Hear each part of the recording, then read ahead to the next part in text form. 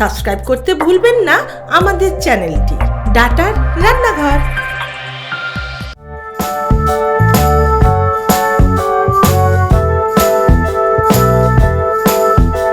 নমস্কার, আপনাদের সবাইকে স্বাগত ডাটার রান্নাঘরে। ডাটা মানে সেখানে একটা কিছু নতুনত্ব হতে হবে না, এটা কখনো হয়? দেখা যাক আজকে। আমার নাম যুবরাজ গুপ্ত, আমি আসছি লেকটাউন। আমি একটা ক্রিস্পি আলু চটপটা বানাবো।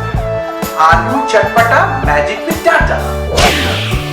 প্রথমত বলি আমার কি কি লাগছে। যেহেতু আলু চটপটা, আপনারা নিশ্চয়ই বুঝতে পারছেন আমার সেদ্ধ করে টুকরো করে রাখা আছে। এছাড়া আপনার ডাটার লঙ্কা গুঁড়ো এবং ডাটার হলুদ গুঁড়ো। এটা ডাটা ছাড়া কোনো কিছু দেবেন না, কারণ এই টেস্টটাই এনহ্যান্স করবে এই ডাটার গুঁড়ো মশলা।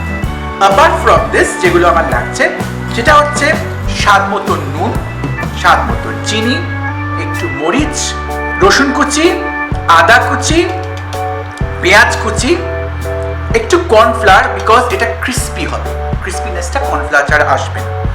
এবং দু রকম সস আছে, tomato sauce and red chili sauce. এটা হচ্ছে কারি পাতা আর এটা হচ্ছে সর্ষে।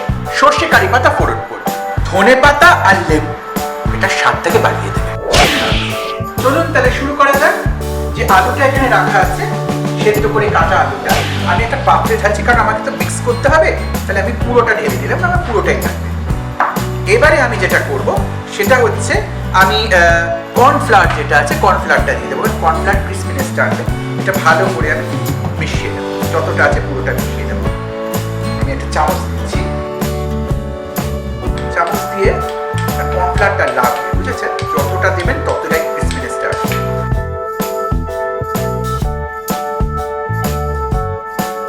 কি বলুন তো, আমি এমন একটা কিছু করতে চাই যেটা চটপটে হয়েও যাবে, অর্থাৎ খেতেও ভালো লাগবে। আর একটা জিনিস হচ্ছে ডাটা গুঁড়ো মশলা তো সবার বাড়িতেই থাকে, কি বলে?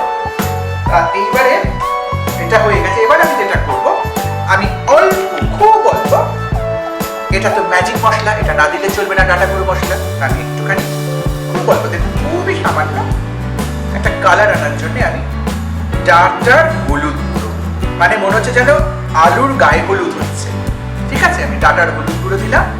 এইবারে যেটা আমি দিচ্ছি সেটা হচ্ছে লঙ্কা গুঁড়ো, কিন্তু ঝাল লঙ্কা গুঁড়ো, খুব অল্প, মানে এমন ঝাল মুখের ঝালও ফেল করবে। এইবারে আবার এটা ভালো করে মাখিয়ে দেবো। আলু কাপি মনে পড়ছে না আপনার? অনেকটা ওরকমই লাগছে, আমার তো জিভে জল এসে গেছে। চলুন এটা ভালো করে মিশিয়ে। এইবারে আমি একটু স্বাদ মতো নুন দেবো। দেখুন এটা সম্পূর্ণ যার যার নিজস্ব ব্যাপার। স্বাদ মতো নুন দেবো। এবার এটাকে আমি একটু টস করে নিচ্ছি, একটু মিশিয়ে নিচ্ছি।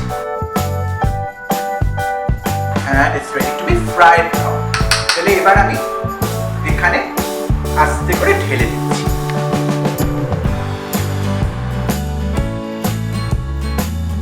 হ্যাঁ, যেটা আপনাদের বলা হয়নি, আমার আগের থেকে এই ফ্রাইং প্যানে তেল নেওয়া ছিল, সাদা তেল। কারণ তেল ছাড়ালে একটু না, এটা শ্যালো ফ্রাই করলে হবে না, এটা ডিপ ফ্রাই করতে হবে, because otherwise the crispiness will not কাম।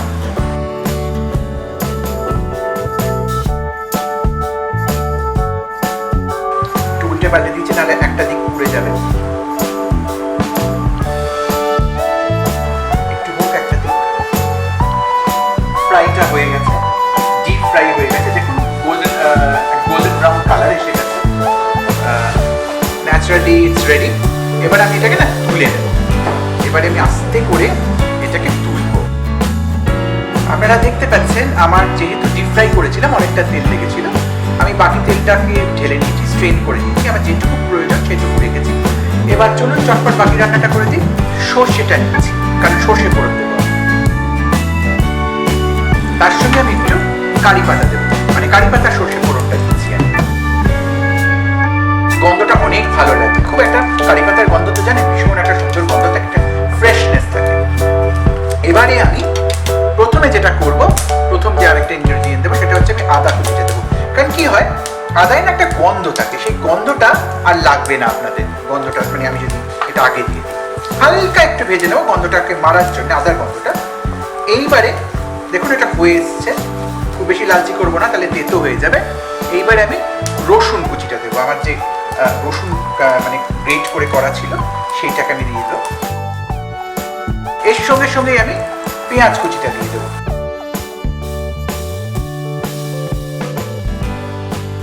আমার সসগুলো ছিল, সসগুলো দিয়ে দেবো।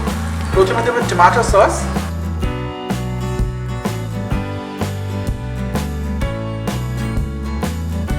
রেড চিলি সস,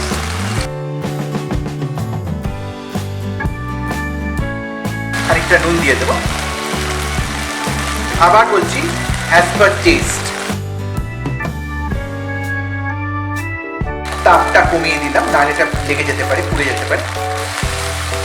এইবারে একটুখানি চিনি, আগেন সেটাও স্বাদ মতন, খুবই অল্প, just to enhance the test. আমার যে আলুটা ছিল না, ফ্রাইড পটেটো, ওইটা আমি এতে ঢেলে দেবো পুরোটা। এটা আমি নাড়িয়ে দেবো। আমি এটা অফ করে দিলাম।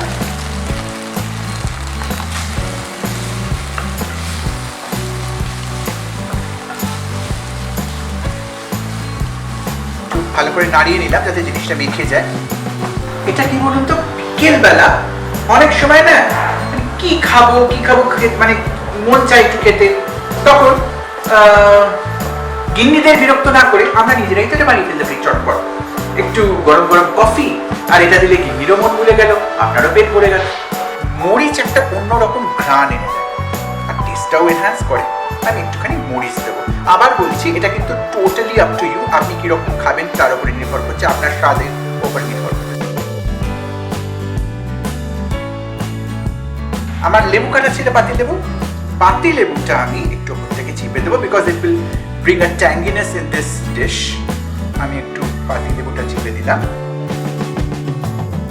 অ্যাট দ্য এন্ড আমার কাটা আছে ধনে পাতা, আমি একটু ধনে পাতা কুচি চিপে দিলাম।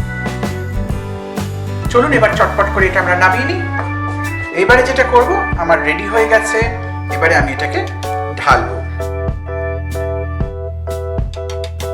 আমার তৈরি হয়ে গেছে ক্রিসপি আলু চটপটা, যেটাকে আরো জাদু এবং আরো সুস্বাদু করে দিচ্ছে মশলা ফ্রম ডাটা।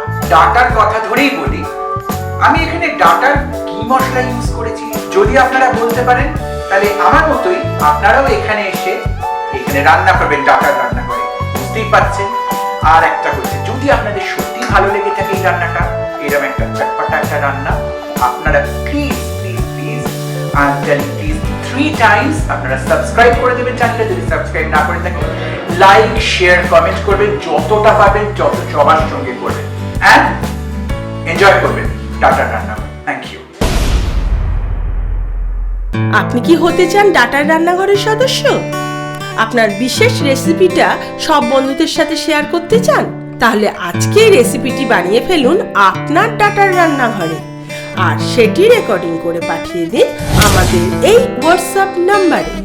আমাদের বিচারকদের সিদ্ধান্তে যদি তা গ্রহণযোগ্য হয়, তাহলে অবশ্যই পরের পর্বে ডাটার রান্নাঘরে পাবেন আপনার তৈরি করা রেসিপিটা।